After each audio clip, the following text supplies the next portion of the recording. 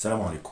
الإعلان عن صفقة المهاجم الجديد للنادي الأهلي، خلاص الصفقة اتحسمت، ولكن الأهلي ينتظر موقف القندوسي، يا إما هيلعب لسيراميكا كليوباترا، يا إما هيلعب للعرب الكويتي، يا هيروح الدوري الجزائري. هيتم الإعلان عن صفقة المهاجم الجديد خلال الأسبوع ده إن شاء الله، وهيحضر معسكر الإعداد إن شاء الله في النمسا، ودي خدوها مني معلومات مؤكدة مليون في المية، ولكن مش هينفع أقول اسمه دلوقتي. الأهلي خد جواز سفر صلاح محسن عشان يكون متواجد في معسكر النمسا، وبالنسبة للمعسكر ده هيبدأ يوم 28 وإن شاء الله هيقعد 10 أيام، وهيكون في من مباراتين لثلاث مباريات. وخلاص تم انهاء كل الاجراءات والمعسكر باختيار كولر، وامام عاشور ورضا سليم وكريم نيدفيد مسافرين ان شاء الله مع النادي الاهلي، وبنسبه 90% المهاجم الجديد ان شاء الله هيكون الاسبوع ده موجود ويسافر مع الفريق لمعسكر النمسا. بالنسبه بقى لعمرو السولية، عشان في كلام كتير بيتقال عليه، بيقولوا ان عمرو السولية جاي له عروض وهيمشي. الكلام ده ملوش اي اساس من الصحه. عمرو السولية مكمل مع النادي الاهلي، خماسي الاهلي مكمل ان شاء الله، قفشه وهاني والسولية ومتولي وشريف، ولكن شريف لسه ما اكدش عشان عايز يضمن ان هو يكون بيلعب في الفريق باستمرار. وبالنسبه لكهربا مفيش اي ايقاف لغايه 2024. امبارح وصل تقرير كهربا من الاتحاد الافريقي للاتحاد المصري بمنح اللاعب 60 يوم مهله. الاهلي كرم الشناوي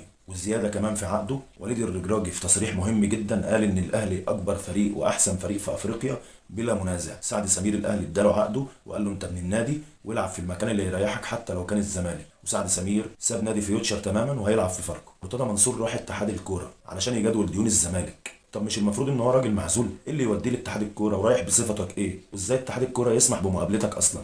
صحيح نسيت ان الاتحاد اصلا شغالين خدامين لنادي الزمالك. مرتضى منصور كمان مسح بكرامه شيكابالا الارض، قال له انت سبب تدمير نادي الزمالك واحنا مش عايزينك. روح لممدوح عباس صاحبك وقول له يتنازل عن ديون الزمالك. طب لما واحد معزول ولسه بيتكلم باسم ناديكو، انتوا كجماهير المفروض احنا نرد عليكم نقول لكم ايه؟ ولما كمان يهين اسطورتكم اللي بتقولوا عليه اسطوره، وعلى قناه نادي الزمالك ذات نفسه بتهينه، احنا المفروض نرد نقول ايه؟ احنا نقول ايه على شيكابالا؟ احنا كجمهور اهلي نقول ايه على شيكابالا؟ ما تجيش تتكلموا لما نيجي نتكلم عليه ونقول مرحوم.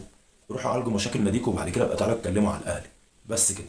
اهلاوي انا والفخر ليا. السلام عليكم.